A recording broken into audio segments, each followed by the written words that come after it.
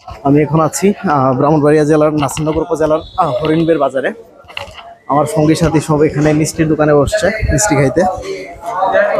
এখানে আছে আমাদের কমলদা এবং সাথে আছে আমাদের বিপ্লব কাকা। আমরা এই মুহূর্তে নিচ্ছি মিষ্টি, আর সেই সাথে আছে এটা ছোট ছোট পেঁয়াজি।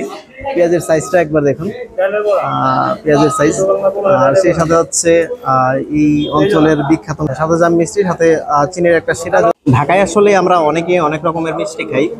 আসলে ঢাকার বেশিরভাগ মিষ্টিগুলাই আমার কাছে চিনির গোল্লা ছাড়া কিছুই মনে হয় না। কাঁচা চিনির একটা টেস্ট, ওখানে একটা গন্ধ পাওয়া যায়। কিন্তু এখানে এই নাসিরনগরের হরিণবের বাজারে এই মিষ্টিটা খেয়ে আমার মনে হচ্ছে আসলে আমি কিছু একটা খাইছি।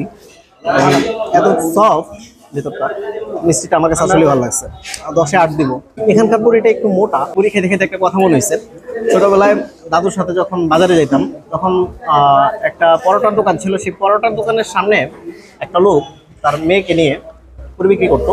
শুধুমাত্র বাজারের টাইমে তাকে পাওয়া যেত, এছাড়া পাওয়া যেত না। তো ওই লোকটাকে আমি আজ 4-5 বছর ধরে মনে মনে খুঁজি, তাই খুঁজি। ওনার পুরীর যে টেস্টটা ছিল, ওই টেস্টটা বারবার আবার নিতে ইচ্ছে করে। ওই লোকটাকে আমি খুঁজি, কিন্তু আমি এখনো পর্যন্ত ওনাকে আসলে পাইনি। আমি জানি না উনি বেঁচে আছেন কিনা। এরকম আসলে অনেক মানুষই থাকেন যাদের হাতে তৈরি করা অনেক জিনিস আমাদের আজীবন মনে থাকে। দুলাল টি স্টল, দীপক চন্দ্র দাস, নাসিরনগর ব্রাহ্মণবাড়িয়া থেকে আমরা বের হয়ে যাচ্ছি। আমি এখন গাড়িতে উঠবো আমার ব্রাহ্মণবাড়িয়া যাওয়ার উদ্দেশ্যে।